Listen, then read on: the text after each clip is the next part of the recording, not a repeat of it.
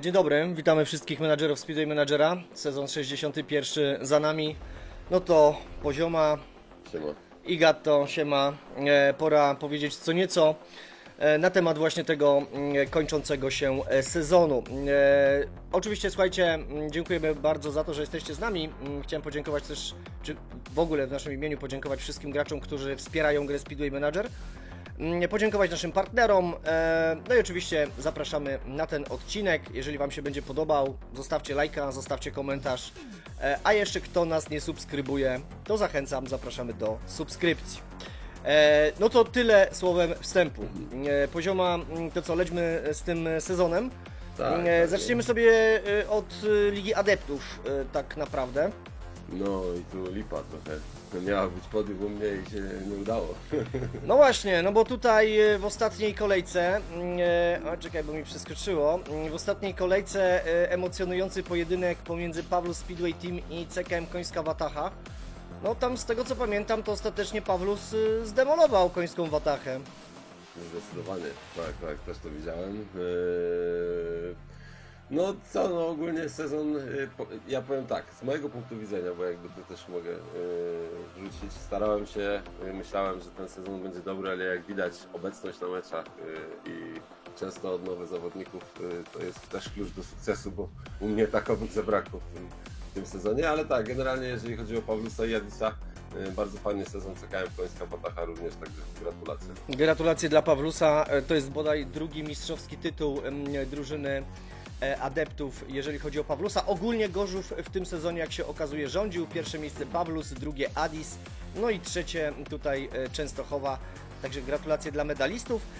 Słuchaj, ja tutaj tak sobie patrzyłem jeszcze, bo w pierwszej lidze jechała taka drużyna jak Flota. Tak. Zauważyłem Dynamo Dexter, to rzadko chyba Tarpol FC, nie pamiętam, czy te drużyny jeździły ogólnie w pierwszej lidze, ale na pewno TS Andrzej, to jest dla mnie zaskoczenie, to jest drużyna, która jest w miarę nowa, świeża, o ile pamiętam, to seniorska ekipa jest w 6. lidze, no ale tutaj w tym sezonie załapała się do Ligi Pierwszej, miała okazję pojeździć, adepci mieli okazję pojeździć na najwyższym poziomie. Jeśli chodzi o najlepiej punktujących zawodników, no właśnie tutaj Miron Skorupa, to tak pojechał w 3 biegach, więc go trochę nie będziemy ujmować chyba w klasyfikacji, co? Nie ma sensu, nie ma sensu. Nie no, tu Jerzy Dłucik przede wszystkim, Zenon... Zenplech. Zenplech i Marcel Gałeczka, no grubo 2,8, 2,8, 2,7, ale pozostali też w zasadzie tam do 6, 7, 8 miejsca, te średnie są wysokie, powyżej 2,6, także no, widać, że mocna ekipa w tym sezonie była naprawdę, jeżeli chodzi o pierwszą ligę Adeptów. Tak, no i właśnie tutaj pozwoliłem sobie jeszcze wrzucić Zena Plecha, zawodnik Admart Speedway, dlatego że CU59, patrzę na technikę startu powyżej 60, technika jazdy parą powyżej 50, waleczność, koncentracja w sumie na poziomie 145, a więc zapowiada się naprawdę w drużynie Admarta kawał grajka. No i widzisz, na poziomie 15 lat BMI na normalnej nawierzchni 19,3 okazuje się dobrym wynikiem, nie? Będziemy tutaj o tym może BMI co nieco mówić jeszcze w trakcie naszego dzisiejszego programu. Dobra, no to przejdźmy sobie wobec tego do lig seniorskich. Mentowski Częstochowa obroniły mistrzowski tytuł, miejsce drugie Speedway Team Węgli, miejsce trzecie Arbomaniacy. Można powiedzieć, że to taka naprawdę solidna trójka, bo na przestrzeni ostatnich kilku sezonów, powiedzmy sobie ostatnich 10 sezonów, to są to drużyny, które bardzo często sięgają po medale. No i w bardzo, powiedzmy sobie, no nie że dramatycznych okolicznościach, ale wielkie emocje do samego końca, jeżeli chodzi o walkę pomiędzy Mentowskami a drużyną Speedway Team Węgli o mistrzowski tytuł. Obie ekipy po 24 punkty i tylko jeden mały punkt zdecydował o tym mistrzowskim tytule. Świetny sezon, jeżeli chodzi o emocje i o rywalizację, prawda? Nie, no super. Tam fajnie, bo tak naprawdę Mentowski remis i wygrana u siebie dało Mentowskom też w bezpośrednim pojedynku 3 punkty. No ale widać tutaj Arbo już kolejny sezon w pierwszej czwórce się też utrzymuje i myślę, że to też jest warte podkreślenia, bo raczej no, mniej chyba mówiliśmy o tym menadżerze, on gdzieś tam okupuje te 4., 3 miejsca, ale fajnie, albo też dobry wynik, widać, że mocna praca tutaj jest, jeżeli chodzi o budowanie drużyny. Tak, no i oczywiście zachęcamy nowych menadżerów, w ogóle wielu menadżerów do tego, aby obserwować, jak ci menadżerowie budują drużyny, jak budują składy. To, co mogę na pewno powiedzieć, to to, że na pewno dużo pracują nad swoimi drużynami w trakcie sezonu, jeżeli chodzi o zmianę taktyki, zmiany ustawień, tudzież zmianę par, sparingi. Na tyle, na ile koresponduje z częścią z tych menadżerów, no to tutaj to się zawsze przewija, tak? To jest zawsze taka reguła, która no, potem jakby potwierdza się w wynikach i w rezultatach. A więc nic na pewno nie dzieje się przypadkiem, więc to jest na pewno praca menadżera i odpowiednio wyciągane wnioski. Zdecydowanie. I Ale ja bym tu jeszcze Dawaj. mogę dorzucić właśnie, Dawaj, jeżeli dawaj. chodzi o Warriors Żnin, bo no mamy wiadomo ostatnie miejsce, ale jest 9 punktów, są 4 zwycięstwa, jakieś pierwsze szlify, że tak powiem, zebrane, jeżeli chodzi o Mata, także myślę, że może wyciągać wnioski. Zobaczymy, jak teraz z KSM-em sobie poradzi, no bo spadek jak gdyby wygeneruje jego wzrost, więc zobaczymy, jak ułoży skład w drugiej lidze. No ja jestem ciekaw też, co pokaże Olo tak naprawdę, no bo Colin McRae, nie to, że tam się chwalę czy coś, ale żartuję oczywiście, ale pierwsze miejsce, no, jeżeli chodzi o statystyki juniorów, natomiast 21 lat już przechodzi do wieku seniora, no i tutaj Olo będzie musiał uzupełnić tą dziurę na przyszły sezon, nie?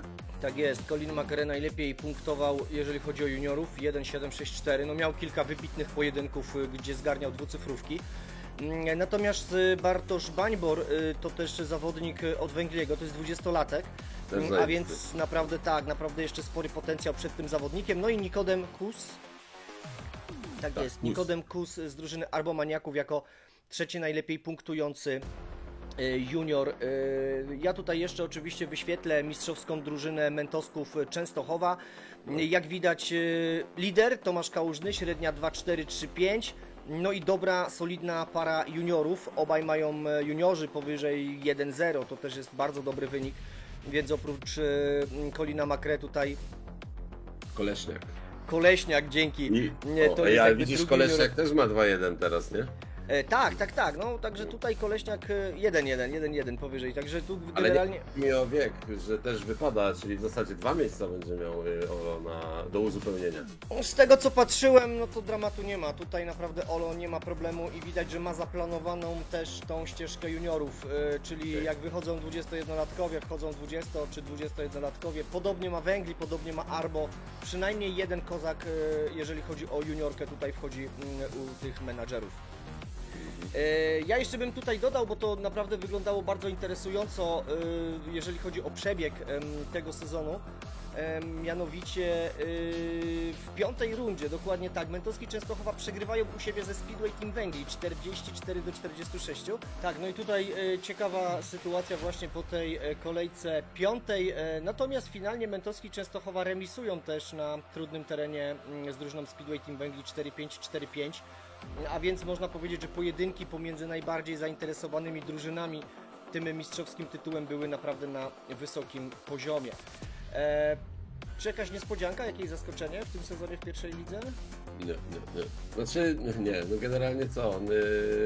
Tutaj nie ma zaskoczeń, mi się wydaje, bo tutaj każdy tak naprawdę, no poza może Wormsami, wiadomo, bo to był debiut, każdy miał szansę na to, żeby znaleźć się w top 3. Tak jest. Tutaj jeszcze wyświetlam Colina McRae, w ogóle technikę jazdy ten zawodnik ma na poziomie 100%. Nie warto podkreślić, to nie jest żaden kreator, to jest zawodnik, który został kupiony z PKM Czewa, natomiast szkolony jakby później przez Mentowski Częstochowa, no naprawdę kozacko wygląda ten zawodnik. Tak, no i wiek 21 lat i tutaj już w porównaniu do tego 15-latka BMI prawidłowe na poziomie 22,5 na wierzchnia normalna, nie? Tak jest. 22,1 to jest BMI z kolei Bartosza Bańbora, 20-latka, o którym właśnie wspominaliśmy, że na pewno w przyszłym sezonie będzie trzonem, jeżeli chodzi o parę juniorską w drużynie Speedway Team Węgli. Czyli w zasadzie 0,4 ich tylko różnią, nie? Dokładnie tak. A czemu mówimy o tym BMI, skoro już go poruszasz? Bo mamy jakieś takie obserwacje pewne, nie? Znaczy tak, no z tego co zaobserwowałem, oczywiście na pewno mniej niż jak prowadziliśmy rozgrywki, no ale na tyle, na ile mogę obserwując, to wydaje mi się, że ma znaczenie pewny poziom BMI jakby z konkretną ulubioną nawierzchnią. Przynajmniej tak mi się wydaje, no nie wiem, to żeście zaobserwowali, może ktoś podrzuci coś na ten temat, ale ja tak zaobserwowałem. No dokładnie tak. Jest według mnie bardzo podobne mam spostrzeżenie, czyli taka zależność, że BMI danego zawodnika dobrze się komponuje z odpowiednią nawierzchnią, czyli normalną, twardą lub grząską. Tutaj jeszcze bym zwrócił ostatnią rzecz a propos pierwszej ligi. OKP i Pawlus, te dwie ekipy bezpośrednio, zobacz, też po 18 punktów, ostatecznie małymi punktami OKP zostaje w pierwszej lidze. Natomiast jakby w bezpośrednich pojedynkach drużyna Pawlusa była lepsza chyba, bodaj o ile się nie mylę, zgarnęła punkty bonusowe. To jest jeszcze pewnie do sprawdzenia. Nie, sorry, OKP było lepsze. 47-43 u siebie i chyba na wyjeździe 46-44 dla Pawlusa, czyli też bezpośredni pojedynek tych drużyn lepszy dla OKP. Dobra, gratulacje dla medalistów, gratulacje dla wszystkich ekip, które jechały w tym sezonie w pierwszej lidze, no bo to jest, trzeba się napracować, żeby w tej pierwszej lidze się ostatecznie znaleźć. Mega trzeba się napracować. Dobra, to wjeżdżamy sobie do Ligi 2-1. I tutaj mamy Adisa na pierwszym miejscu, no i Lecha, proszę bardzo, fajnie, powrót do pierwszej ligi. Tak jest. Trzecie, czwarte miejsce drużyny Darka, utrzymanie i spada Kurczok, znowu leci do trzeciej ligi i Gwardia Krotoszyn leci do trzeciej ligi, Unia Muścice i Bandycki Klub Trójka. Tak, czyli Adis i KSG Górnik, drużyny, które w ostatnich sezonach, no właśnie, też są częstymi bywalcami i medalistami w ogóle w pierwszej lidze dość pewnie. O ile kojarzę, to te obie drużyny w zasadzie już od gdzieś tam pierwszej rundy, od tych pierwszych rund w zasadzie były w czołówce i jakby no w zasadzie do samego końca tego sezonu dowiozły ten awans. Także gratulacje. Tutaj jeszcze mamy terminarz, wrzuca nam jeszcze terminarz ostatnich dwóch kolejek, czyli kolejka 13, kolejka 14. Bezpośredni pojedynek pomiędzy tymi drużynami, czyli Adis ogrywa KSG Górnik 49-40. W pierwszej kolejce KSG Górnik wygrywa 50-40, a więc drużyna Rechy okazała się lepsza w dwumeczu, jeżeli chodzi o te drużyny. No ale tu Adis w 13 kolejce zlał Kurczaka w Gnieźnie 43-46 też, nie? Dobry wynik. Dobry wynik, no i to na pewno też pomogło w awansie. No i teraz tak, najlepiej punktowali w tym sezonie Kevin Boyce, średnia 2,5, to jest zawodnik, kapitan drużyny Darmak, czyli Darka. Miejsce drugie Paweł Chlip, miejsce trzecie Kacper Woryna, no czyli można powiedzieć, że to nie są przypadkowe drużyny, jeżeli chodzi właśnie o tą pierwszą trójkę najlepiej punktujących zawodników. Ja bym nawet powiedział, że te nazwiska bardziej kojarzą mi się z pierwszą ligą niż z drugą. No dokładnie tak, dokładnie tak. No i to, co chyba najważniejsze i warto o tym powiedzieć, bo to był kapitan, z którego na pewno Adis był zadowolony, to był ostatni sezon Pawła Chliba, więc no, ogromne gratulacje, to był zawodnik stworzony, kreator stworzony przez Adisa. Na pewno pomógł w zdobyciu wielu tytułów mistrzowskich, wielu medali, no więc to teraz już bez Pawła Chliba będzie drużyna Adis Gorzów Speedway Team walczyła. No właśnie, Adis, wrzuć, kto będzie teraz u Ciebie takim kolejnym Pawłem Chlibem. Jak wyglądasz? Nie wiadomo, czy będzie się chciał pochwalić ogólnie, nie? Albo czy nie będzie zaskoczenia. No, za parę kolejek i tak jakiś się pewnie wykreuje, nie? Więc zobaczymy jak wiesz, kto to będzie, może wcześniej. Dokładnie. Tutaj wrzucam statystyki juniorów, też junior Darka, czyli Antoni Makowski, 1,5 średnia, ale również Robert Willim z KSG Górnik, 1,554 i potem mamy Miłosza Schofielda. Z drużyny Darka znowu, tak? I no to na pewno mocna trójka juniorów, nie? No, ale jest tu jeszcze ten Zejzak McQueen i Darko Vanilla, Gwardia i Kurczak, ale tak, no Makowski, Willim i Schofield, no to tutaj to jest topka, nie? Po 73-72 punkty, 56 biegów i Antoni Makowski jako pierwszy 45 biegów i 63 punkty. No super wyniki, to tylko takie oczekiwania, realizacja. Tutaj wiesz co, jeszcze dorzucę, że Jasny Pierun z drużyny Gwardii Krotoszyn to drugi junior tej ekipy, który też ma średnią powyżej 1,0, także naprawdę solidni juniorzy, jeżeli chodzi o Gwardię Krotoszyn, no ale brakło seniorów w takim razie. Brakło zdecydowanie, no. No dobra, to tutaj co my mamy jeszcze? Wyświetlamy akurat drużyny KSG Górnik. W tym momencie tak wyglądała ekipa, która awansowała. Obaj juniorzy, którzy jechali w tym sezonie, kończą bieg juniorski. No więc ciekawe, jaką parę KSG Górnik przygotuje na kolejny sezon. No i tu mamy Antoniego Makowskiego jeszcze. Nie wiem, czy chciałbyś go skomentować. Nie no, 21-latek po 86 siły wytrzymałości, mocno tutaj walczność z koncentracją blisko siebie 83-76%, refleks dobija, technika jazdy 99, rewelacyjnie zamyka bieg juniora tak naprawdę, no i on był na miejscu numer 1, jeżeli chodzi o drużynę Darka i zestawienie top 3. Okej, dobra, a więc gratulujemy jeszcze raz awansów. No Ale, i... wiesz co, czekaj, ja tu jeszcze jak mogę wrzucić, Dawaj, tutaj dawaj. Tu jest 21,3 BMI, nie? I też jest nawierzchnia normalna, czyli jak widać to też pewnie zależy od kilku innych czynników, nie tylko od samego BMI, no bo mamy tutaj dużo niższy poziom, chociaż to jest 21-latek, to też jeszcze się rozwija, nie? To co do wieku seniorskiego może się to zmienić. Wiesz co, to też ma znaczenie, na jakich nawierzchniach ten zawodnik jeździł, bo to, że on ma ulubioną Właśnie, normalną, tak. to jest jedno, ale mógł jeździć na grząskiej, mógł jeździć na twardej, to trzeba byłoby już tutaj prześledzić, ale nie będziemy tego, Z doświadczenia bardziej, nie? akurat tego w tym momencie analizować aż tak bardzo, dlatego że płynnie przechodzimy sobie do Ligi 2-2. Awans Addis Gorzów Youth Speedway Team, a więc wychodzi na to, że Addis w przyszłym sezonie ma 2 drużyny w pierwszej lidze. Tak. Będzie ciekawie. Natomiast gratulacje dla Waldka WWPL, Stara Gwardia Nakło, historyczny awans do pierwszej ligi, również małymi punktami. Ja myślę, że to jest jednak mimo wszystko niespodzianka. Stawiałem na drużynę motorków, które bardzo długo trzymały się w topie.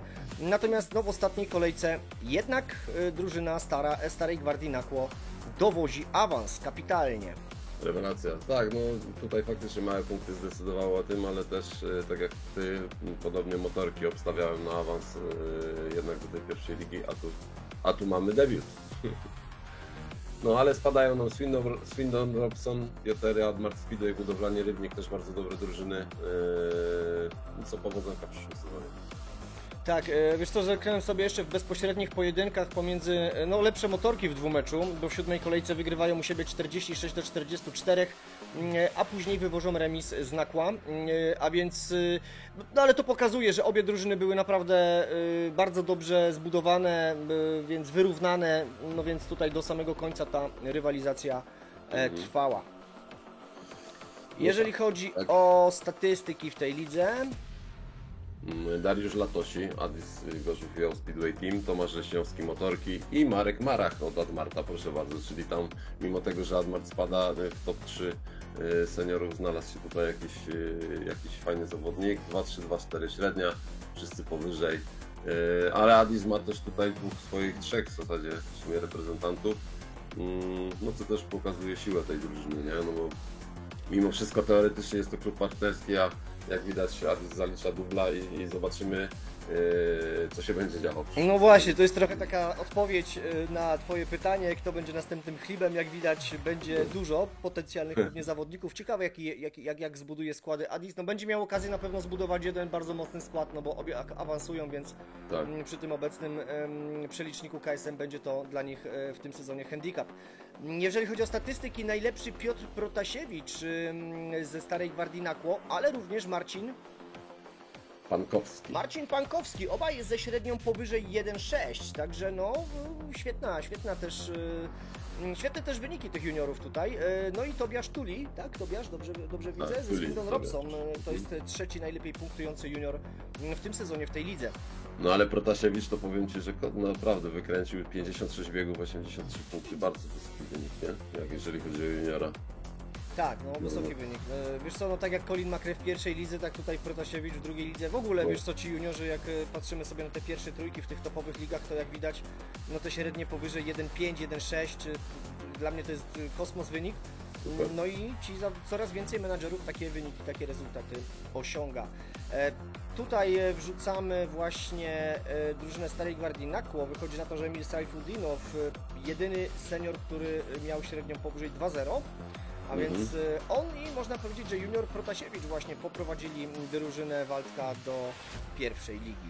Ale mega w ogóle drużyna wyrównana, nie? Wszyscy obracają się w zasadzie wokół 1/10, jeżeli chodzi o średnią biegu punktową, właśnie nie licząc Sajfudinowa. No właśnie, i wiesz, i to jest też pytanie, jak budować skład, nie? Czy budować skład wyrównany na bardzo podobnym poziomie, tu trzeba byłoby pewnie przeanalizować cechy tych zawodników, ich atrybuty i cechy, na ile oni są bardzo podobni do siebie, no bo na pewno ma to znaczenie, żeby ten skład był odpowiednio zbilansowany. No właśnie, bo o tym też możemy chyba wspomnieć teraz, tak zwanym Team Spiricie, który gdzieś tam sobie analizując kod gry, czy rozgrywkę meczową, na to też zwróciliśmy uwagę, więc gdybyś mógł Pozioma 2 słowa o tym Team Spiricie powiedzieć. Tak, no Team Spirit na pewno, no to już tam było powtarzane też na czacie, na pewno wpływa na wynik, czy może nie wynik meczu, ale wynik jak gdyby tego, jak pracują właśnie zawodnicy w trakcie meczu. Jeżeli się okaże, że ten Team Spirit jest słabszy, no to jak już wiemy wcześniej z filmów, jest mniejsze prawdopodobieństwo, że po prostu wygracie mecz. A na ten Team Spirit wpływają morale, tak? Bo to też myślę, że to chyba jest jasna informacja, bo to już dawno było wiadomo tak naprawdę, tylko nikt nie podnosił tego tematu. Im niższe morale, tym mniejszy Team Spirit. Im mniejszy Team Spirit, tym mniejsze prawdopodobieństwo na osiągnięcie wyniku i to zwracajcie na to uwagę, bo ten Team Spirit jest liczony ze wszystkich zawodników, których macie w składzie, nie tylko z pierwszej ósemki, więc jeżeli nawet na zawodnikach, którzy nie jeżdżą albo nie pilnujecie tego, żeby jeździli, czy tam nie dajecie im tej jazdy i mają te morale niskie, no to nie obniżają wasz Team Spirit najnormalniej w świecie. Zgadza się, natomiast też trzeba powiedzieć, że dlatego jakby nie jest to do końca aż tak bardzo zauważalne, dlatego że waga tego parametru no nie jest to tak duża, nie? Oczywiście Tak. jeżeli byśmy, i to jest wiecie, a propos zmian w module meczowym, możemy zmienić wagę na przykład Team Spiritu, żeby on był większy, nie? Czyli nagle zauważycie, że to morale, które będzie spadało, będzie miało większe znaczenie, tak? Dokładnie. Podobnie jak z formą gadaliśmy kiedyś, nie? Że co by było, gdyby forma była do poziomu 98% po obozie, no ale tam też pojawiły się komentarze, że no, budowa wtedy szerszego składu byłaby problematyczna. Na razie te tematy zostawiamy, natomiast mówimy, jeżeli mielibyśmy dokonywać zmian w module meczowym, no to są kolejne jakby dwa parametry, jak zmienić wagę, albo żeby zwiększyć wagę tego Team Spiritu na dużo większą i wtedy to, czy morale jest większe, czy mniejsze, zaczyna mieć naprawdę większe znaczenie, jeżeli chodzi o rozgrywkę ligową, o mecze ligowe, czy w ogóle o zawody, prawda? Dokładnie tak. No dobra, to wjedźmy sobie, oczywiście gratulujemy Adisowi, gratulujemy Waldkowi awansu i możemy sobie przejść wobec tego do Ligi Trzeciej, Liga 3-1.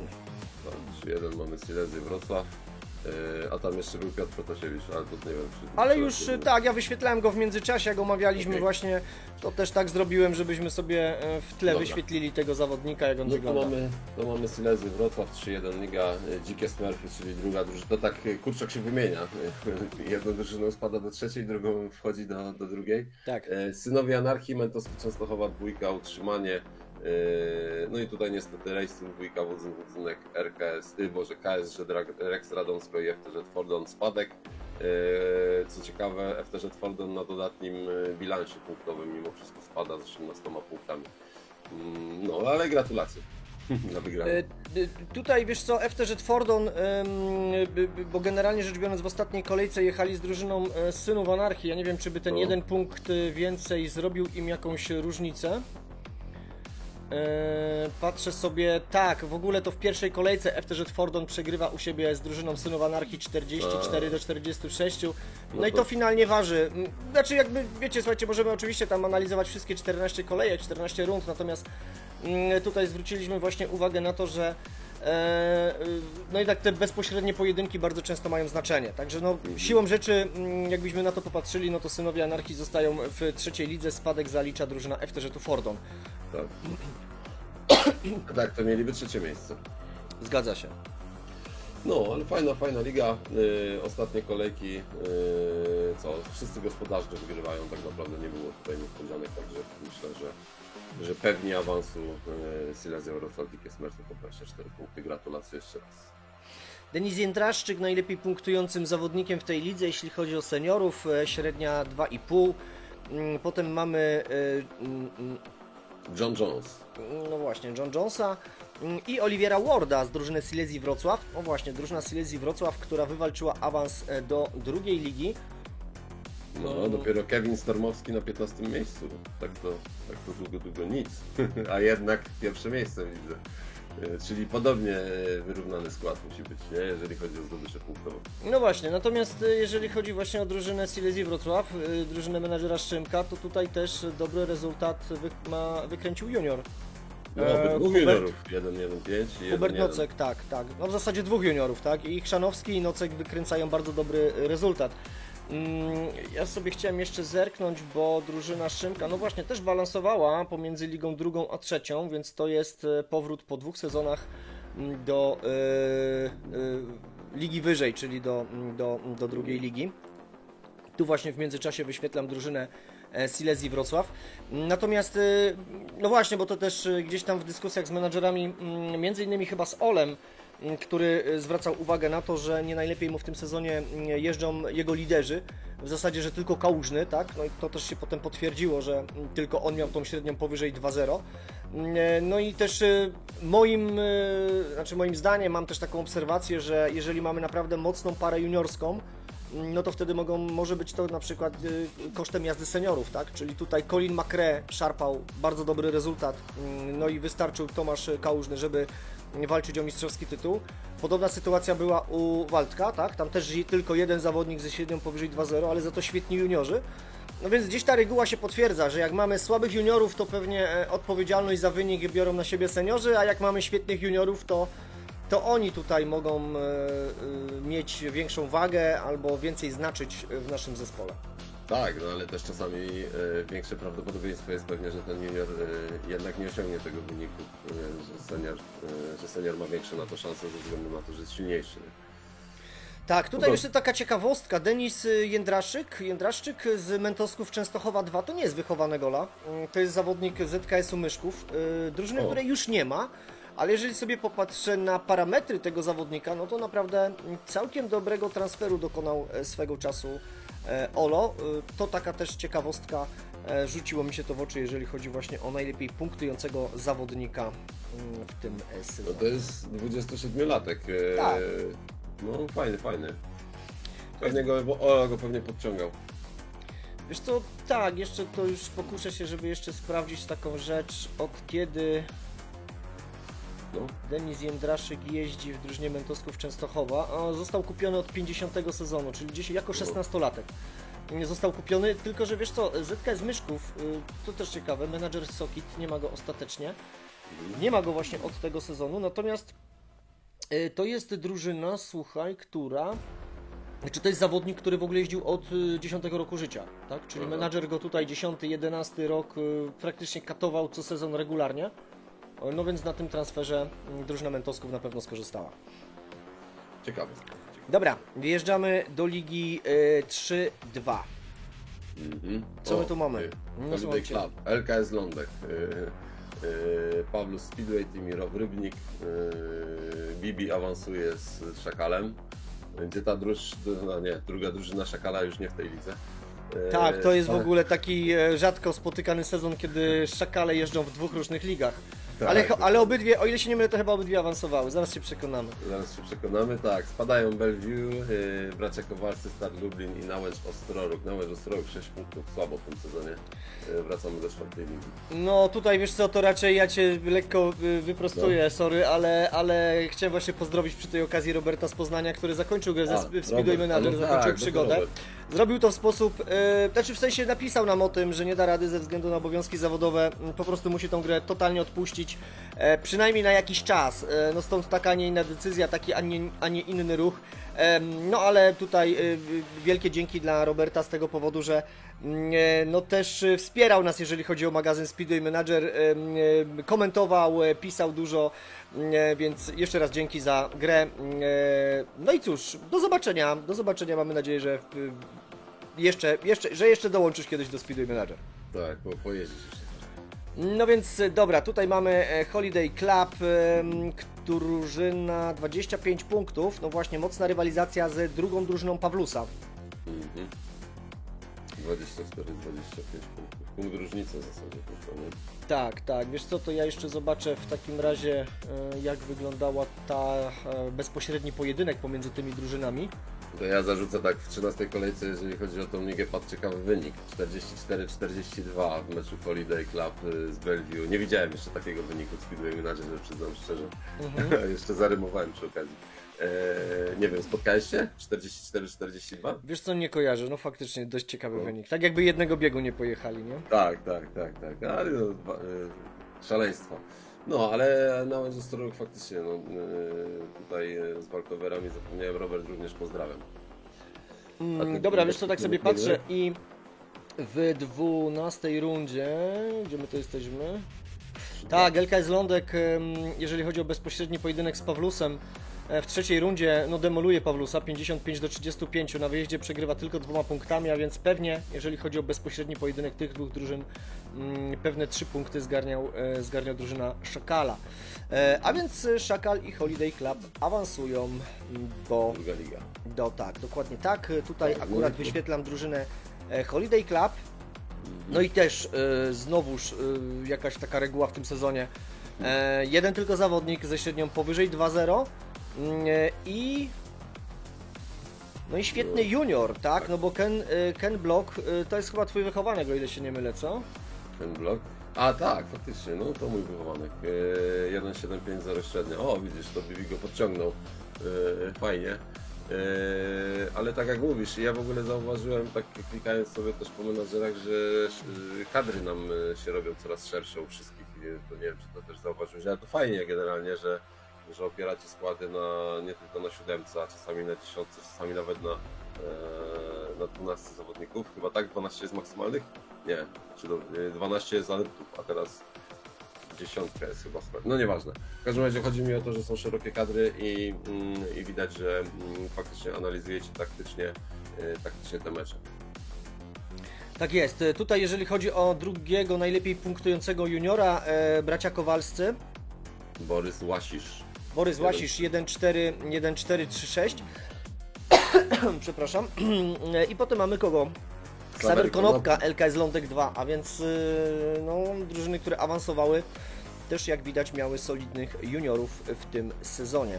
No ale tu tylko pierwszych 5 miejsc ze średnią powyżej 1-0, także jeżeli chodzi o Ligę 3-2, to juniorowo tutaj w zasadzie tylko pierwsze 3 miejsca, jeżeli chodzi o taki bardzo naprawdę dobry wynik, nie? Tutaj właśnie wyświetlamy Borysa Łasisza, to jest zawodnik, który ma 21 lat, CU71, dobre techniki.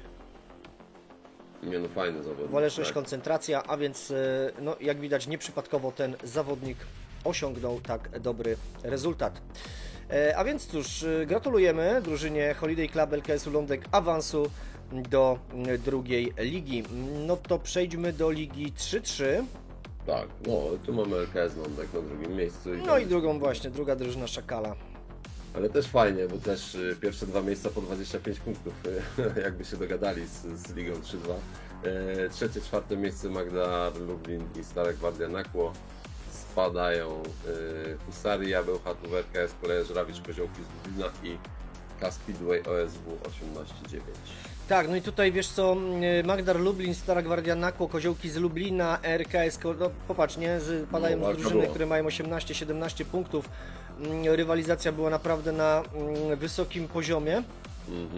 W ogóle wiesz co, w tej lidze, bo też robiliśmy sobie takie podsumowania, jeżeli chodzi o tak zwane mecze na styku. Ja to tak wziąłem pod uwagę, że wyniki 4-6, 4-4 albo 4-7, 4-3, czy to wyjazd, czy mecz domowy, to brałem te mecze pod uwagę i tutaj ponad 50% pojedynków skończyło się takimi rezultatami. W zasadzie to te dwie ostatnie drużyny, czyli właśnie Husaria Bełchatów i K-Speedway OSW, no to ekipy, które trochę odstawały w tym sezonie od pozostałych 6 ekip. No natomiast jakbyśmy sobie tak prześledzili wyniki tych 6 ekip, no to były to wyniki na styku, tak? Także bardzo wyrównana liga, bardzo ciekawa rywalizacja pomiędzy tymi drużynami.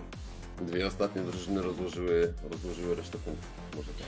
Można powiedzieć, że tak jest, no, że jak jest jakaś liga, w której trafia się słabsza drużyna, która jest trochę dostarczycielem punktów, no to potem ma znaczenie to, nie? Czy ktoś z nią wygra na wyjeździe, czy nie wygra. Tu chyba, o ile się nie mylę, wracając nawet do tej pierwszej ligi, Pawlus chyba jako jedna z niewielu drużyn, jako jedna z 4 drużyn w zasadzie nie wygrała na wyjeździe z drużyną Wormsów Żnin. Nie mówię, że drużyna Mata była, trochę była dostarczycielem punktów w tym sezonie. No i to miało znaczenie, nie? Wygrywają tam Mentowski, wygrywa tam Węgli, no a gdzieś tam u tych pozostałych drużyn właśnie to mogło mieć znaczenie, jeżeli chodzi o miejsce potem w tabeli. Ale wtedy warto testować, tak? Ja wiem, bo ja też, ty zresztą pewnie też niejednokrotnie byłeś dostarczycielem punktów. Wtedy fajnie można też sprawdzać sobie te techniki, znaczy się, może nie techniki, tylko no, strategię w trakcie meczu, ze względu na ważność tego meczu, ze względu na nastawienie waszych zawodników, czy to ma być agresja, czy nie. Jak już jesteście tym dostarczycielem punktów, to chociaż sprawdzajcie to, co możecie. Tak, to znaczy, wiesz co, ja powiem Ci nawet więcej. Ja miałem kiedyś skład, który liczyłem, że się utrzyma w pierwszej lidze, a po prostu zleciał z hukiem, chyba jeden z gorszych sezonów, jaki miałem, także różnie to po prostu bywa, ale tam być może za bardzo mieszałem, za bardzo testowałem. Nie wiem, generalnie nie siadał mi ten sezon, a wtedy pamiętam absolutnie, ale był raz taki sezon, gdzie liczyłem na to, że się utrzyma w pierwszej lidze, a zleciałem z hukiem. Tak bywa, no po prostu. Tak bywa. Tak. Ja tu Jarosław Kornacki, Bastian Borg i Kansuke Yamamoto. Pierwsze 3 miejsca, jeżeli chodzi o seniorów. Jeżeli chodzi o juniorów, to jest Brady Kurz, Przemysław Bogucki i Kacper Mania z RKS-u Kolejarz Żurawicz. No. Tak jest. No właśnie, czekaj, jeszcze właśnie wyświetlałem seniorów, teraz wyświetlam juniorów. Brady Kurz, a to nie jest też twój wychowanek? Nie. Chyba, że ma zmienione nazwisko. Zmienione ma nazwisko, wydaje mi się, że to jest twój wychowanek. To może, nie wiem. Ale to jeżeli tak, to miło, średnie super, 1-3, 1-3, 1-9, a to w sumie no to faktycznie. Ale tu widzę, że wrzuciłeś bandycki klub. Tak, no wiesz co, generalnie jakby wrzucam właśnie drużyny, które awansowały, bandycki klub. Tutaj z kolei... Ja tu ciekawa, starszy senior ma gorszą średnią niż młodszy, a widać mniej więcej po pasku CU, powiedzmy, jeżeli mogę to tak ocenić, to są na podobnym poziomie, więc ciekawe, czy tutaj Lublinianin mieszał pozycjami, czy... Wiesz co do zasady, ja powiem Ci rzecz taką, że im starszy zawodnik, ja tak gdzieś bym widział powyżej 38-9 roku życia, to on już może mi jechać w kratkę. To może być zawodnik, który zrobi dobry wynik, ale będzie miał też mecz, w którym pojedzie fatalnie. Ale nie mówię o juniorach, 21-latek. Sorry, dobra, dobra, sorry. A to wiesz co, też być może kwestia ustawienia pozycji, albo właśnie ten junior w drużynie bandyckiego klubu wyglądał lepiej. Natomiast tutaj wrzucam jeszcze wychowanka drużyny Koziołków z Lublina, Przemysław Bogucki. Bogucki, drugie miejsce, średnia 1,397. No, też fajnie zawodnik. Koncentracja słabo, nie? No, ale to wiadomo, to jest jeszcze wiek juniora, więc dopiero... Ale waleczność z kolei na poziomie 90. Tak, waleczność ma 90, dokładnie. I to jest ten odwieczny problem, nie? Ta odwieczna dywagacja. Czy ma być na równo, czy ma być wyżej koncentracja, czy ma być wyżej waleczność. No to rozkminny jest. Ja to brałem zawsze tak, mnie jednak ta waleczność bardziej kręciła niż koncentracja, więc albo równo, albo większa przewaga po stronie waleczności. Natomiast wiesz co, jak patrzę sobie, że Bogucki ma refleks na poziomie 85, to ja myślę, że to jest dobrze, wiesz, w sumie 150 będzie miał waleczność, koncentracja, no nieźle jak na... Nieźle, bo niewybitnie są tacy, co mają w tym wieku więcej, ale naprawdę spoko zawodnik, naprawdę super i też fajnie wyszkolony, nie? Patrzymy sobie tu na techniki oczywiście. Ja bym to ujął tak, i ten ze słabą koncentracją i wyższą walecznością i odwrotnie ma takie same szanse na to, żeby wygrać, więc kwestia jest też innych rzeczy. Ale tak, nie, ja już to chyba mówiłem, nie wiem jak jest teraz, akurat nie sprawdziłem drużyny Węgliego, ale on zdobywając 2 sezony temu mistrzowski tytuł, tam była przewaga koncentracji, jeżeli chodzi w ogóle o te atrybuty zawodnika, to tam on miał przeważnie zawodników z większą koncentracją niż walecznością. Dlatego mówię, co było moim takie widzimisię, a nie tym, że wiesz, że okazywało się, że to jest patent, że lepsza będzie waleczność. Nie, no ale brałem z kolei pod uwagę też to, że jeżeli już ktoś miał większą tą waleczność, albo inaczej, stawiałem na to, że ta waleczność ma być większa, to starałem się, żeby wszyscy zawodnicy mieli jednak większą waleczność. Nie robiłem takiego miksu, nie? Raz przewaga waleczności, raz koncentracji u różnych zawodników, nie? Stawiałem raczej na jeden z wyższych parametrów i starałem się takich zawodników sobie do składu dobierać. Też tak mówię. A wiesz co, dobra, to jak jesteśmy jeszcze w temacie doboru zawodników, bo taki temat też tam się pojawił, A propos adeptów, losowania adeptów od Slamera, tak, że tam ktoś... Miałem takie zapytanie, że nie mogę tam w tym sezonie nikogo wylosować w ogóle i że tam się no kiepscy ci zawodnicy trafiają, nie? Ja bym tutaj chciałem dodać jedną rzecz, że na pewno zawodnik, bo też taka była sugestia, że od Slamera trafiają się zawodnicy z talentem poniżej 9, to jest nieprawda, nie jest to możliwe. Zawsze zawodnik od Slamera będzie miał talent 9 lub 10. Tak mamy to ustawione i nie ma raczej opcji, żeby ten zawodnik z talentem 8 się wylosował. Ktoś musiał czegoś nie dopatrzeć. Natomiast jest czasem też tak, że będziecie mieć sezon, to jest na pewno, znaczy inaczej, no trzeba to obserwować, będziecie mieć sezon, gdzie traficie od Slamera świetnych zawodników, od Skauta świetnych zawodników, ale będzie sezon, kiedy oni będą gorsi. W sensie nie ma gwarancji, że co sezon będę miał kozaka od Slamera. Może inaczej, mogę go znaleźć, ale to więcej muszę razy kliknąć na przykład, nie? Tak. I też nie jest powiedziane, że jak ja na początku sezonu tego dobrego adepta nie trafię, tylko no próbowałem, nie udało mi się, no to ja w tym sezonie tak miałem, bo też gdzieś w połowie czy na 2 tygodnie przed końcem sezonu no trafiłem świetnych zawodników, a początek sezonu miałem fatalny, nie mogłem nikogo sensownego znaleźć, po czym tam w połowie sezonu trafiają mi się naprawdę w każdym składzie tam po jednym, naprawdę myślę, że spoko grajku. No I więc... to od strzała, nie? Od strzała. No tam wiesz, w 3 losowaniach, nie? Slammer 3 razy nagle jest kozak, nie? I to tam nie wiem, czy nie 2 nawet trafiłem i obydwóch zostawiłem. Także. Też to zauważyłem. Tak, także słuchajcie, to nie jest tak, że. Bo zaczyna się nowy sezon, więc od razu też zwracamy na to uwagę. Jak wam się nie uda od razu znaleźć, oczywiście to byłoby idealne, żeby co poniedziałek trafiać świetnych adeptów, idealnych, takich jacy nam odpowiadają z talentem 10 i potem ich wieść cały sezon. No nie, no czasem warto może i zaryzykować, w sensie inaczej, odpuścić, jak mi nie idzie na początku sezonu to losowanie, to je odpuścić i zrobić je w trakcie sezonu, nie? Zwłaszcza jeżeli, ja to zauważyłem, zwłaszcza jeżeli mi na początku sezonu nie wychodzi to losowanie, czy nie trafiam od Slamera takiego zawodnika, adepta, jakiego bym chciał, to robię to później, tydzień później, potem znowu tydzień później, no tak, żeby go trafić, nie? Także zwracajcie na to uwagę, to nie jest patent, że co sezon w poniedziałek będzie, znaczy na początku nowego sezonu w poniedziałek będę miał jeszcze przed obozem najlepiej, bo też tak też wiem, że wielu menadżerów szuka.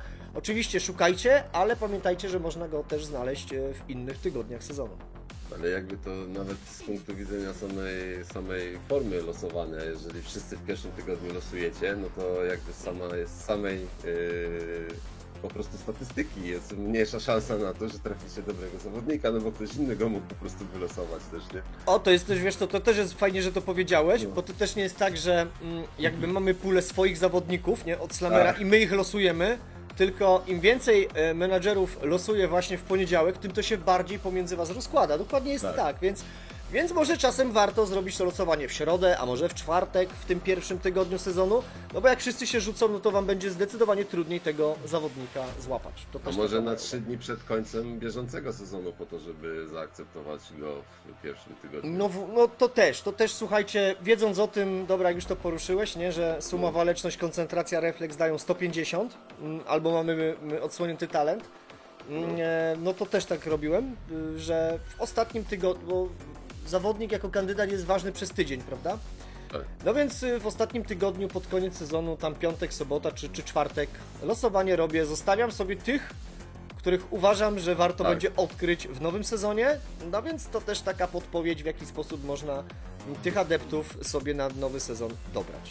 Dokładnie tak, no. Dobra, to tyle naszej Lecimy dygresji. dalej. Tak, Myślę, że dokładnie. przydatne informacje się pojawiły. Liga 3-4. KS Unia Unisław i Zjarane Ziomki, no pozdrawiam serdecznie, tu Sebastian i Kozini, tak? Dobrze pamiętam? Tak jest. Utrzymują się jeszcze Rekinerow, Rybnik i Cynek, również panowie pozdrawiam. Velocity Bloomberg, Benzin, Tax i KS Borów Gorzów spadają niestety do 4. No, ale Kozini z minusowym bilansem w ogóle, tu widzę minus 6, 20 punktów, jak on to zrobił. Pozdrawiam.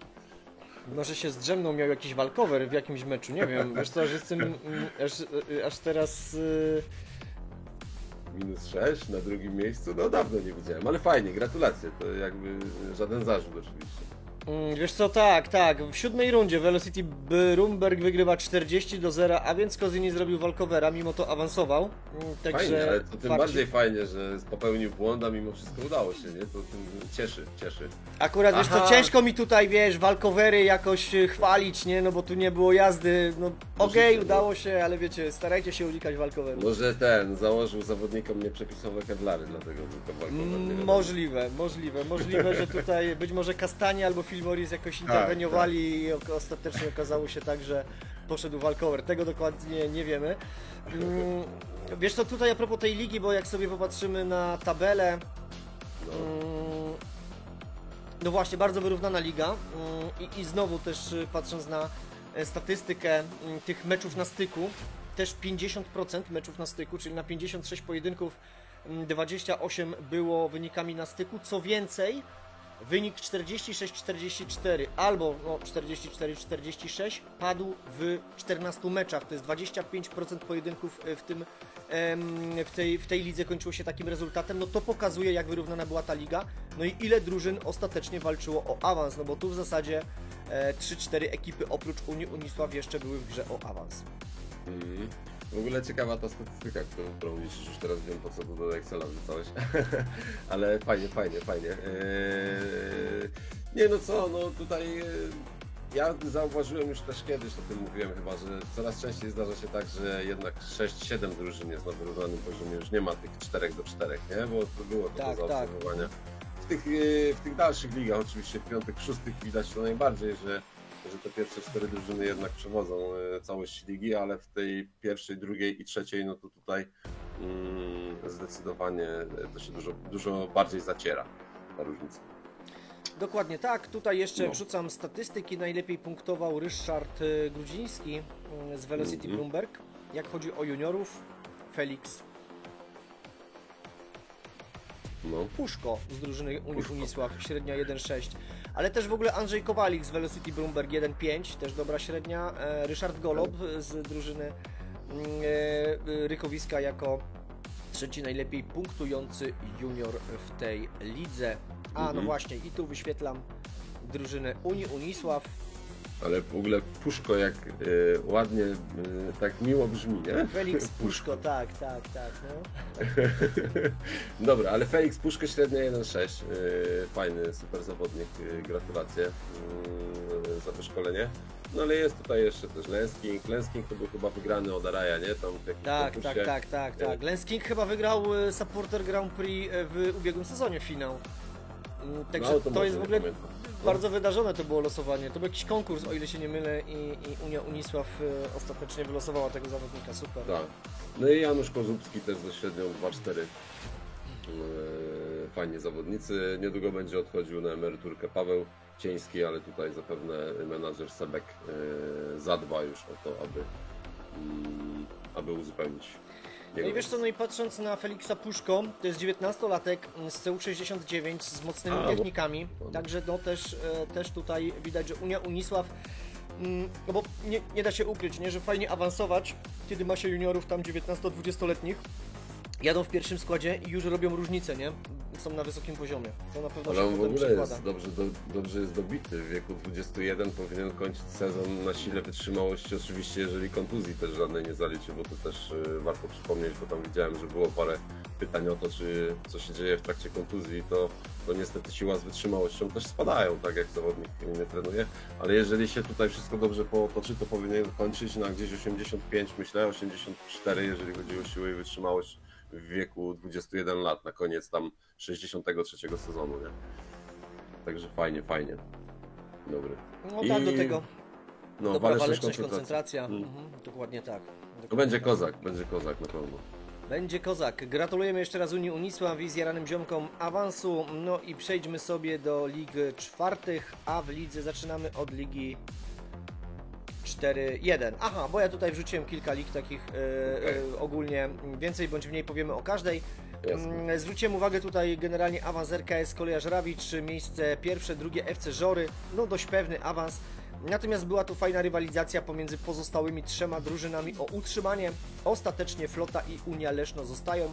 W czwartej lidze spadek KS Byczysz Migiel i drużyna Skorpionów. No niestety, ale widzę, teraz tak sobie patrzę, że nareszcie drużyna FC Żory pokazuje nam w zestawieniu najlepszych seniorów z kolejnego swojego zawodnika. Poza Dawidem Szatmari jest to Felix Wranik. Także fajnie pojawił się ktoś drugi i tym bardziej fajnie, bo jest awans do Ligi Trzeciej, także gratulacje. Mamy Bohumiła Brhala z Polonii z Głobice, Marceli Olsona z Ploty i Tima Sorensena z Unii Leszno, jeżeli chodzi o seniorów. Jeżeli chodzi o juniorów, no to tutaj Dariusz Kieszkowski, FC Żory, Light Adams, RKS Kolejarz Żrawicz 2 i Borys Lions, nie wiem, Skorpiony. Lions, no. No, Skorpiony, wszyscy ze średnią 1-3, 1-4, 1-6. Fajnie. Bohumil Brchel, w ogóle wychowanek drużyny Speedway Team Węgli, a więc Polonia z Głobice tutaj dokonała świetnego transferu. I to jest zawodnik, który, co ciekawe, siłę i wytrzymałość ma na poziomie poniżej 100%, 99-98%. A więc, natomiast waleczność i koncentracja w sumie ma na poziomie 169. To taka tylko uwaga, no ale widzisz, zwracałeś uwagę na FC Żory, tutaj za każdym razem, o ile pamiętam, zresztą w tym sezonie akurat juniorzy FC Żory, czy to będzie Aspgren, potrafię to powiedzieć, Aspgren. Aspergen, dobra, czy to będzie Pekar? Parker, dobra, jest, sorry, akurat mam tak małe literki. Popatrz, wszyscy juniorzy ze średnią powyżej 1, nie? No i ten wiodący Kieszkowski. I to 3, nie? Tak, i to 3. No to tak a propos tego, na co zwracałeś uwagę właśnie, jeśli chodzi o tą ekipę. O tą ekipę w kwestii właśnie seniorów. Dobra, to wjedźmy do kolejnej ligi czwartej. Tym razem będzie to liga 4-3. No i KS Wilczony, Speedway Team Odjazd, Polonia Fordon i Falu Baziak. Utrzymanie i awans oczywiście pierwszych dwóch. No i spadek KSF Speedway, Kolejarz Opole, Karzet Bielsko i Platinum Motor Lublin. Tylko 2 punkty sobie jako czwartą ligę. Ale KS Wilczony, widzę, że mamy tutaj drużynę, jeżeli mogę. Tak jest. KS Wilczony, Mikołaj Garstka, no to wiadomo kto to jest, że tak powiem, wielokrotnie już omawiany przez nas zawodnik i zdecydowanie widzimy wejście do czwartej ligi i tutaj te średnie tych zawodników seniorskich nam wzrastają dość mocno, tak? Bo mamy raz, dwa, trzy, 4 zawodników ze średnią powyżej 2-0, no jeden jest tam 1-8, ale też 2 juniorów, Adam Tregoning i Marceli Lions, średnia 1-2-6-3, ten Tregoning i Lions 0-7-8-6. Także tutaj juniorzy, słabszy jeden junior, ale za to 4 seniorów mocniejszych. Zgadza się. Okej. Tu jeszcze wyświetlam juniora Speedway Team Odjazd, Aaron Kogutek. Kogutka, no. W ogóle jak się okazuje wychowanek Nowa Huta Kec, to tak teraz patrzę, że nawet nie wiedziałem. Zmienione nazwisko na pewno, no na pewno zmienione nazwisko, ale wiesz co, no jestem pod wrażeniem, bo ciekawe ile Kogutek, kurczę, muszę sprawdzić ile sezonów jeździ. No zobacz, z ciekawości, ale on ma co 20 lat, 80, zobacz, to on ma już 20 lat na koniec sezonu, 82-81, jeżeli chodzi o siłę, wytrzymałość. Tamten wcześniejszy, którego omawialiśmy, miał po 76, rok młodszy. Czyli ten w ogóle co to za zawodnik? Skąd jakby, wiesz, nie mogę sobie teraz przypomnieć kogo ja tu sprzedałem tak naprawdę. Aaron Kogutek. Ale widzisz, fajne jest to, że wiesz... I teraz czekaj, sorry, stopka, bo to jest ważna rzecz, żebym teraz powiedział, bo ja go sprzedałem jak ten zawodnik miał 15 lat, czyli od 16 roku życia jeździ w drużynie Speedway Team Odjazd. Owszem, u mnie jeździł od początku, no był katowany ewidentnie, ale no też tutaj menadżer drużyny Speedway Team Odjazd, Adrian, zrobił kawał dobrej roboty, że dowiózł tego zawodnika na CU72 w wieku 20 lat. Super. No, zajebiście, dlatego właśnie chciałem powiedzieć to, że fajnie, nie tyle fajnie, że widzisz swojego wychowanka, ale fajnie, że ktoś dalej pracuje nad tym zawodnikiem, że nie poszło to na marne te 5 sezonów, które jeździł. Tak, to jest ważna rzecz, tak, to właśnie dlatego też chciałem zobaczyć ile sezonów, no bo tu ewidentnie już ta robota po stronie menadżera Adriana, świetna robota, jeżeli chodzi o szkolenie tego zawodnika. Tak, no i tu mamy nawierzchnię grząską i z kolei BMI na poziomie 21,8, no i takie wyniki kręci, tak się szkoli też, bo to też jest istotna kwestia, nie? No bo wykręcić 72 CU na 20-letnim zawodniku to naprawdę nie jest trzeba się tam spinać i pilnować wszystkiego, żeby było tak jak należy. To dorzućmy do tego wszystkiego jeszcze, że Aaron Kogutek zdobył w 14 meczach 111 punktów, średnia 2,131. No jak na juniora, 20-latka w senior. 4. lidze zmiażdżył. Jak senior, po prostu Dokładnie. jak senior, nie? No, Pięknie. Dobra, dobry transfer zrobiłeś. jedźmy Ciekawe, dalej. ile- Tak, ciekawe, tak. ile- Jestem ile ciekaw, zarobiłeś? jeżeli Adrian pamiętasz, jak nazywał się ten zawodnik, sam chciałbym sprawdzić, jak on się nazywał, bo czy to był jeden z tych, których gdzieś tam sobie typowałem na to, że będzie potem kozakiem u mnie, czy to był jeden z takich jeżdżących, ale u mnie nie miałby szans. Na pewno jego pierwotne nazwisko będzie miało znaczenie, ja tam charakterystycznie oznaczałem sobie tych zawodników. Dobra, wjedźmy 4-4. sobie... Tak, Liga 4-4. Velocity Vipers, Benzin Speedway Club. Gratulacje panowie i tu mamy walkę 24 punkty HS Gdańsk na 3. miejscu, 23 punkty KS Wilki na miejscu 4. No i tutaj niestety pozostała czwórka już poniżej 20 punktów. Drużyna Pierścienia, LKM Bożęciczki, Wiksa Gaz Mielonka i Tarpol SC spadek do ligi numer 5.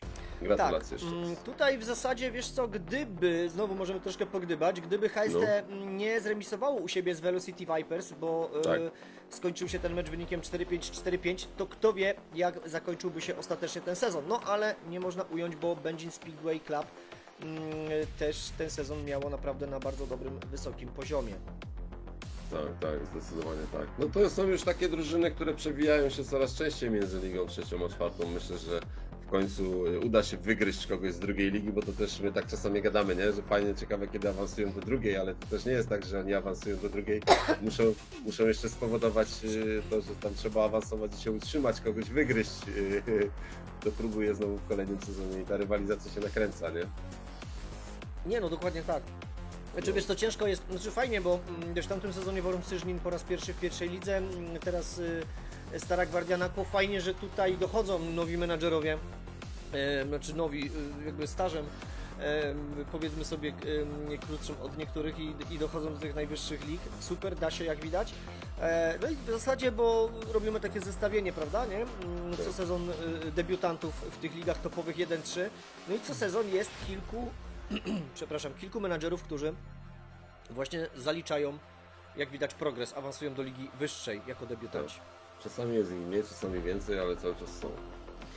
Zgadza się. No. I co, Liga 4-4, jeżeli chodzi o statystyki, no to mamy Janusza Borodaja z Benzin Speedway Club, mamy Damiana Szczurę, HST Gdańsk i Borys Poczała z drużyny Pierścienia, proszę bardzo, dwóch zawodników jeszcze, 14 miejsce, Klaudiusz Wendland, to kojarzy nazwisko.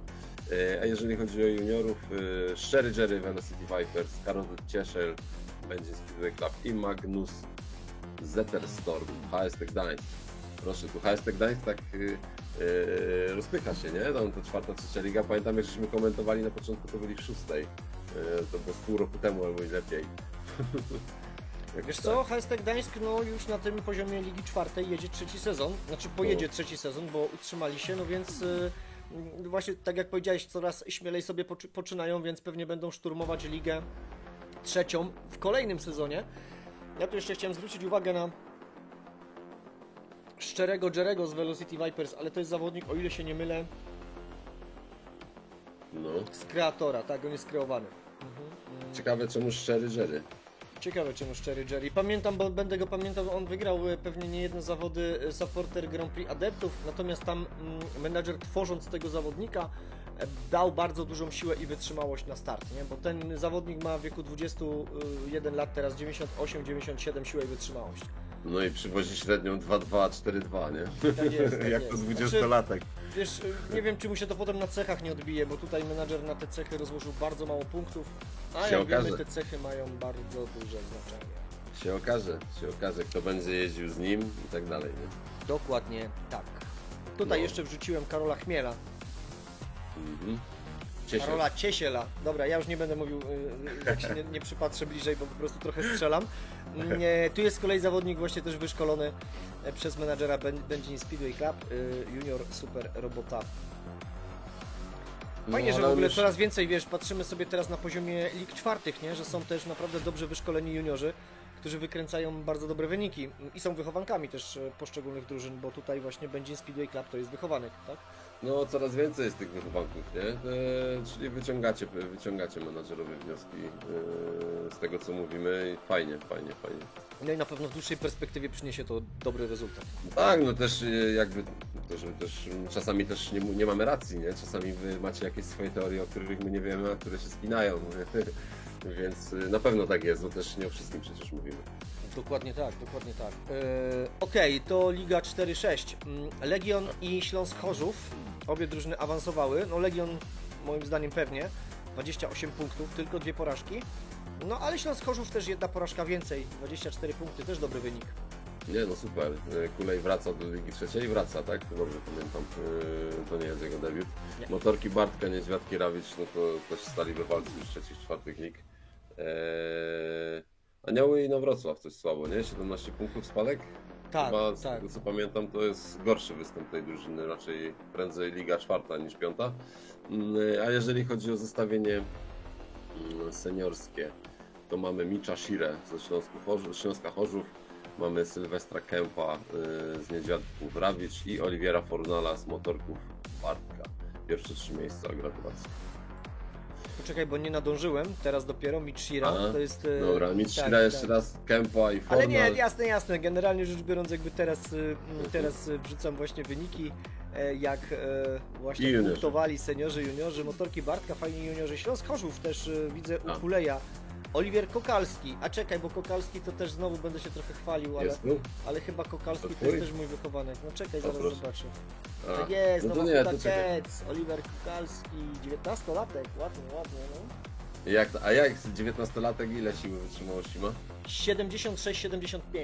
No to zajebiście. To będzie też dobry miod, tak. Bardzo dobry. No 75 na poziomie 19-latka to już jest naprawdę mega spoko, nie? To znaczy, że nie miał jakiejś dużej kontuzji w trakcie rozwoju i spokojnie można go cisnąć do Ale końca, też znowu plus dla menadżera Kuleja, dlatego że ja tego zawodnika, on od 15 roku życia z kolei jeździ w Śląsku Chorzów. Pamiętam, że Kokalski trochę mi zbywał wtedy w składzie, no i generalnie sprzedałem go Kulejowi.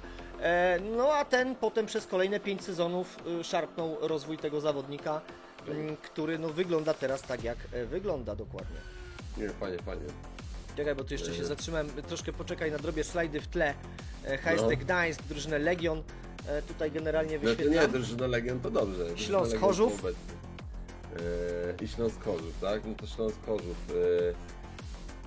No 2 fajnych juniorów, 3 w zasadzie, no 2 jeżdżących, trzeci to jest 18-latek Eryk Ciesielski ze 7.01.82, ale 2 pozostałych, czyli Czarnecki średnia 1.5, Kokalski właśnie średnia 1.0, reszta składu, 1, 2, 3 zawodników ze średnią powyżej 2, 2 pozostałych 1.7, no, wyrównany skład, no pewny awans, 24 punkty, zobaczymy co będzie znów w trzeciej lidze, czy będzie rychły spadek, czy utrzymania, może walka o pierwsze miejsce. Tak, tutaj jeszcze generalnie ze Śląska Chorzów jest właśnie Kajtan Czarnecki. Dobra, już teraz jesteśmy jesteśmy, że tak powiem, ze slajdami na równo. Okej, to... Natomiast wiesz co, jeszcze tu wrzucę jedną rzecz, Anioły Inowrocław, bo mówiłeś, że bo ta drużyna faktycznie przede wszystkim ostatnio rywalizowała na poziomach Ligi Trzeciej. No. Spadek do 4. leci też do 5. aktualnie, natomiast no też bardzo wyrównana liga. Nie? Zobacz sobie, w zasadzie tylko 2 ekipy Aniołów i Bystrzaki to były drużyny, które dostarczały punkty w tej lidze. Tak. Natomiast też była wyrównana liga, więc no i też minus 12 małych punktów, także to, że leci ta drużyna, to pewnie efekt tam wyników na styku w poszczególnych meczach. Zapewne tak. No i następna 4-7. liga. 4-7, tak. 4-7, tak. Montek z Wataha KKŻ, tak jest. I KST Apator. Tak, KST Apator tu gonił, nie? Gonił, no ale niestety Wataha KKŻ 29 punktów w ostatnich kolejkach.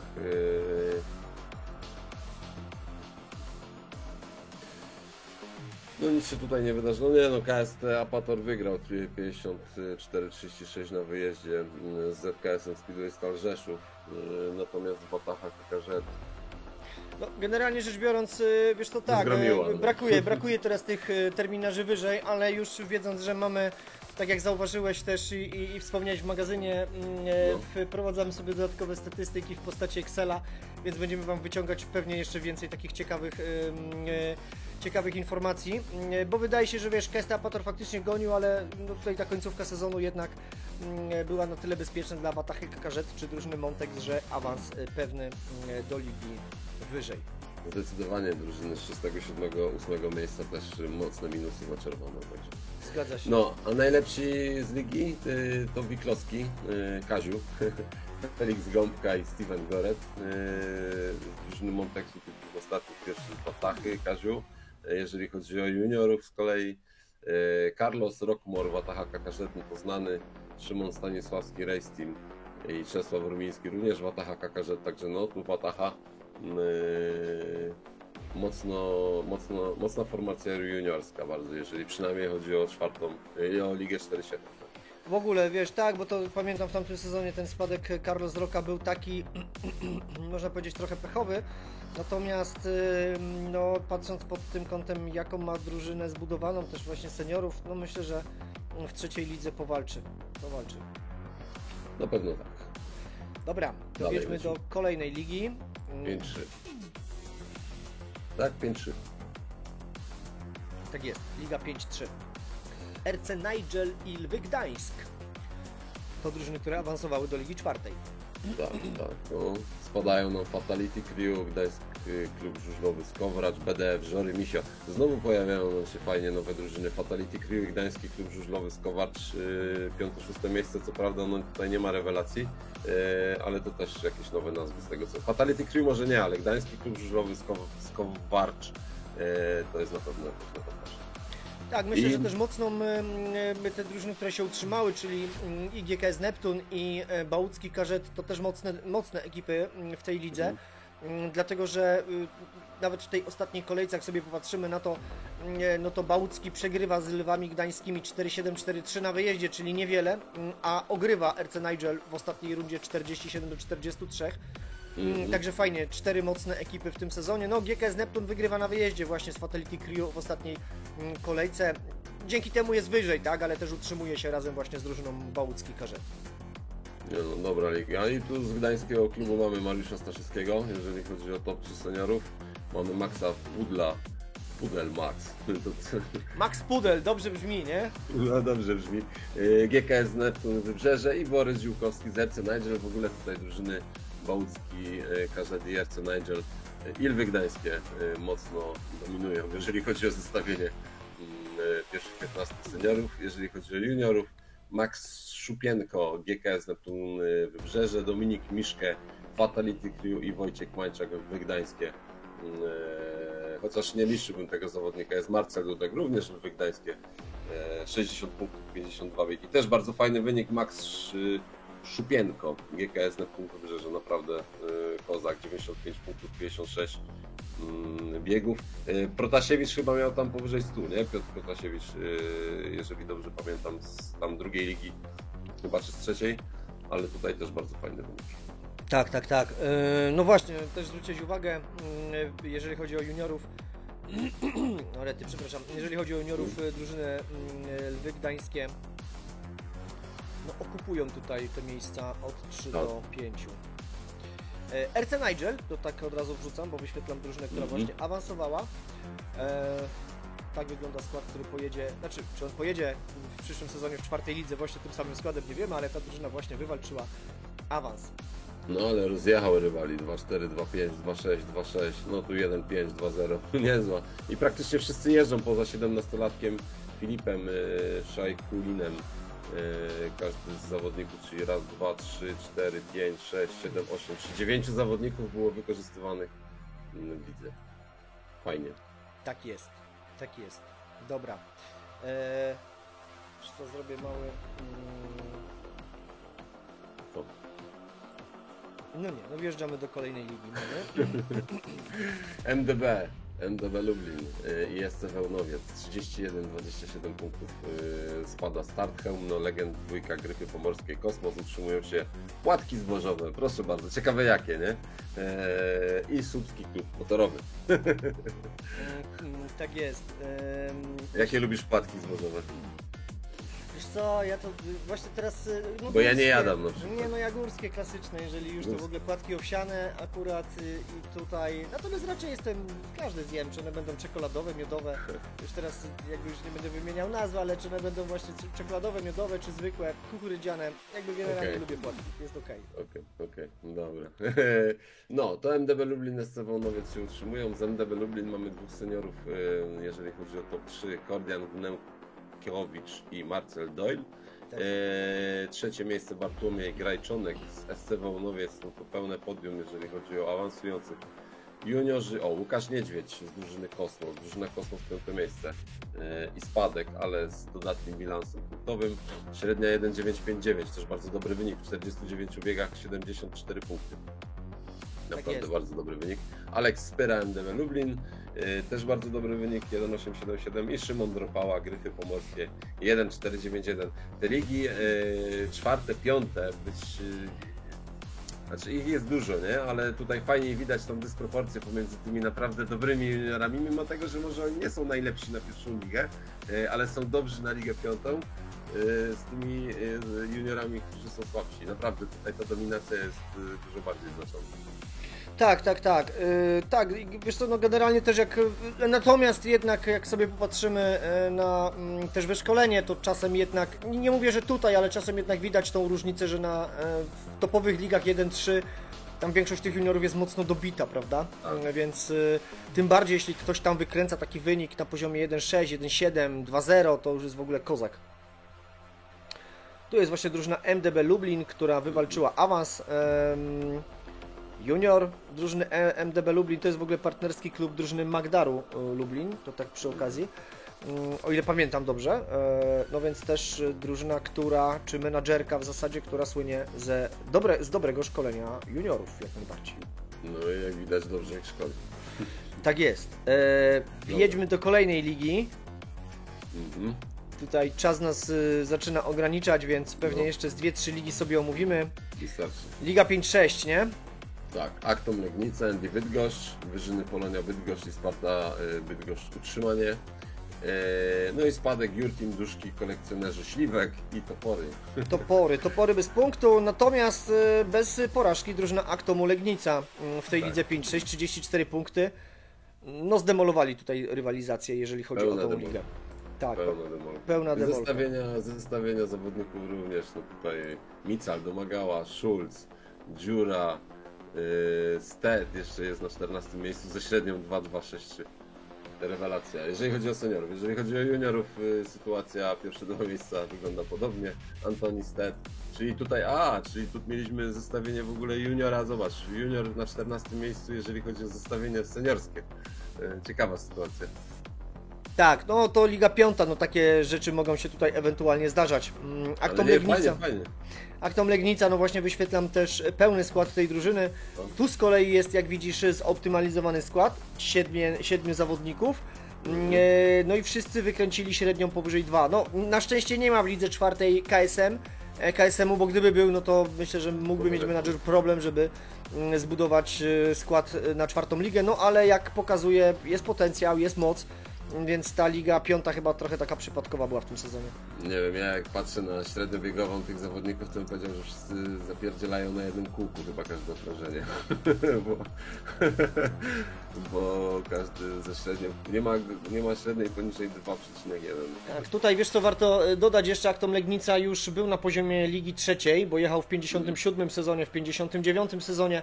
No potem spadek w 60, potem w 61, znaczy spadek potem 2 sezony z trzeciej do czwartej, z czwartej do piątej, no i teraz powrót do Ligi Czwartej. No więc faktycznie no, trochę pewnie przypadkowo ta drużyna tu spadła, może, no nie wiem, ale moim zdaniem będzie też ciekawą drużyną, którą będziemy obserwować, jeżeli chodzi o rywalizację w lidze, w ligach czwartych, tam gdzie oczywiście trafi. Tak, 5-8 teraz, nie? Tak jest, to możemy sobie przejść płynnie do drużyny 5-8. Coco Jumbo, Falubas Zielona Góra, drugie miejsce i BMS Rising Stars, pierwsze miejsce.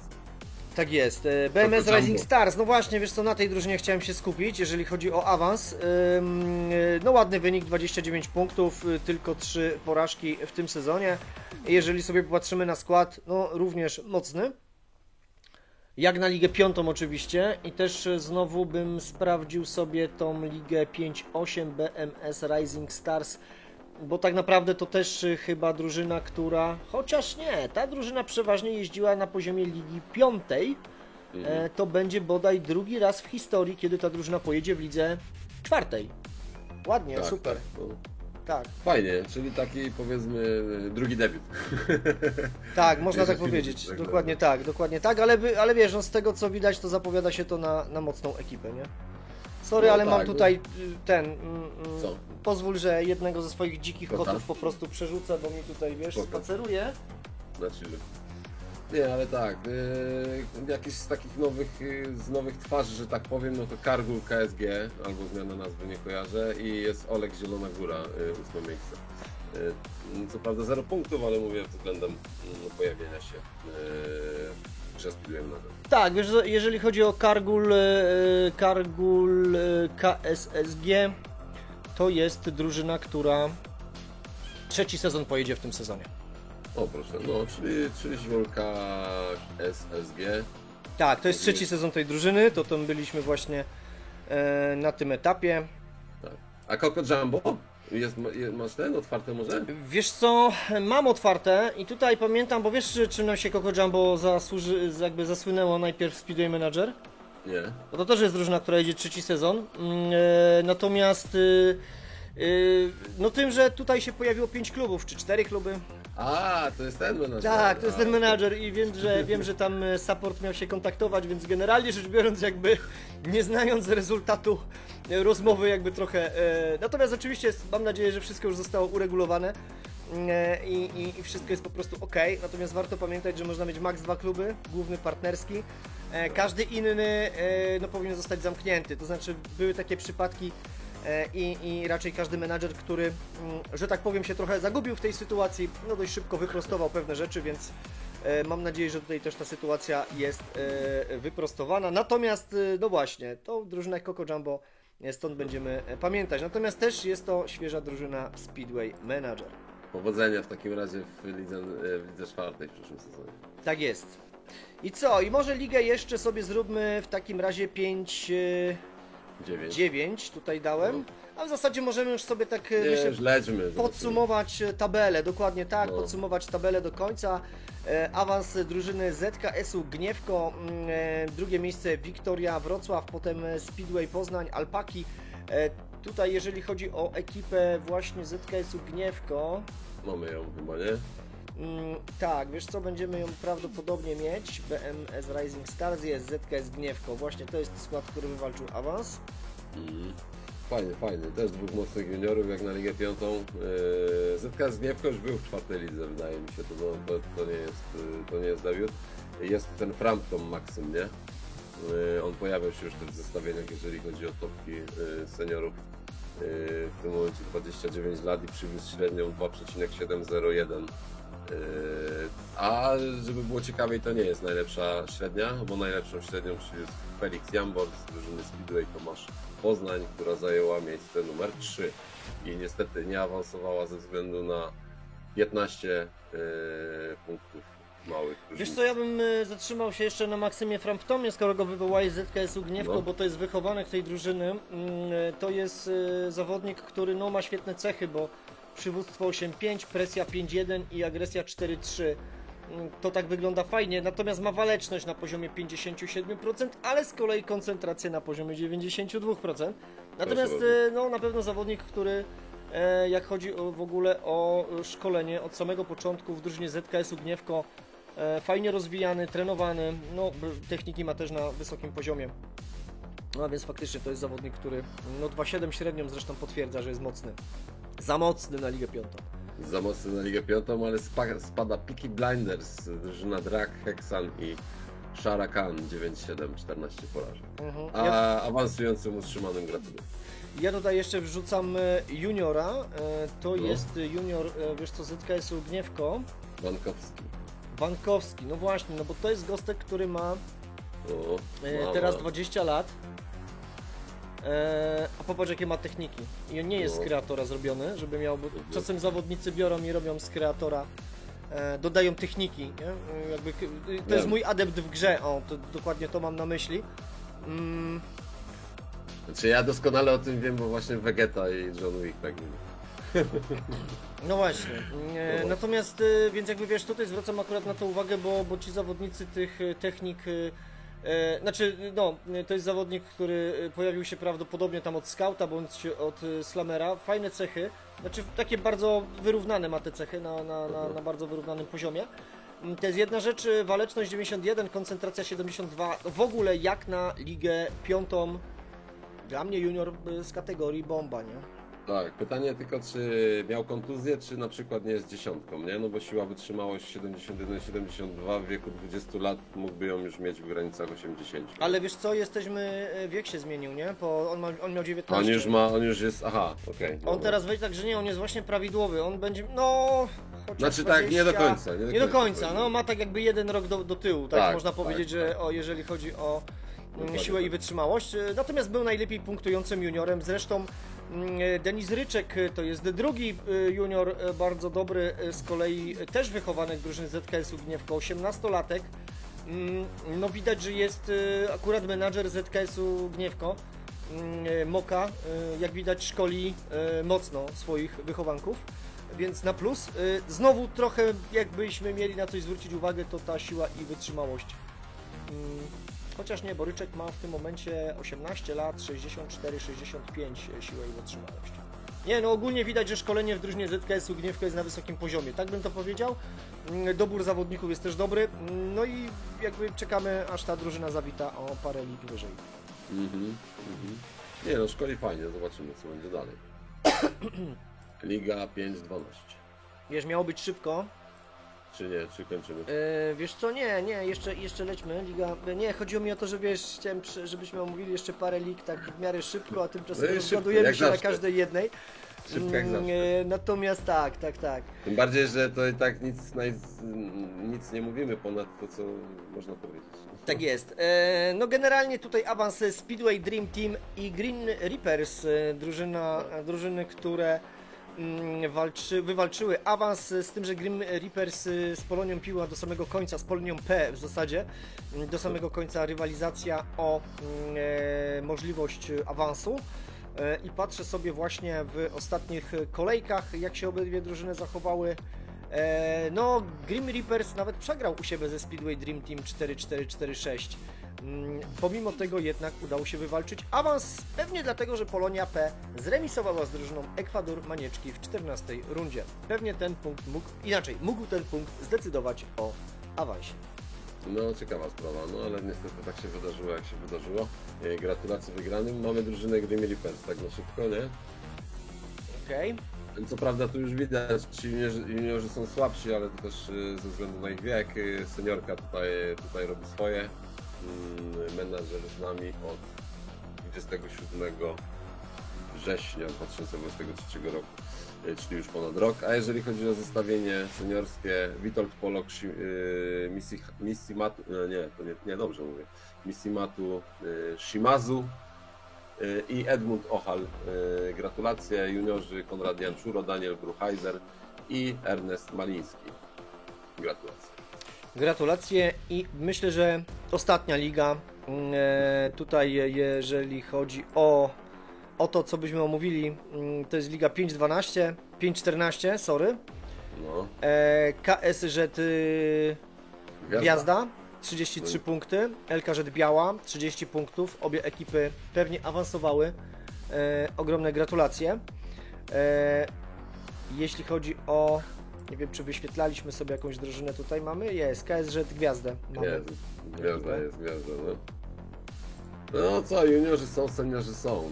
Zobaczymy co dalej. Liga 5 wiadomo nie wymaga tyle co Liga 2, więc tutaj za wynik gratulacje. Zobaczymy co pokaże w lidze 4. Logo jak najbardziej przypomina nazwę, więc powodzenia. Tak jest. Myślę, że tym samym, słuchajcie, żeby magazyn nie trwał 2 godziny, będziemy zmierzać do końca. Jakby widać, wypadliśmy z formy, więc pewnie w przyszłym sezonie będzie trzeba coś zrobić na półmetek, żebyśmy się nie rozgadywali, albo ponagrywać częściej, żebyśmy się nie rozgadywali na samym końcu sezonu, Także wybaczcie za to, że przyspieszyliśmy na samym końcu. Mieliśmy jeszcze kilka lig szóstych do omówienia. Ambitny był plan, bo lig miało być 25. Prawdopodobnie skończymy na około 20. No w każdym razie dzięki bardzo za to, że oglądaliście magazyn, że byliście z nami. Jeśli macie oczywiście jakieś uwagi, spostrzeżenia, komentarz, coś gdzieś się pomyliliśmy, coś chcecie wyjaśnić, wyprostować, dodać, zapraszamy do komentowania. Oczywiście zapraszamy albo będziemy wdzięczni za subskrypcje i lajki pod tym, albo tak, za subskrypcję kanału i za lajki pod tym magazynem, tak? Zdecydowanie tak. Dobra, tym samym dzięki bardzo, pozdrawiamy, trzymajcie się, cześć. Siema.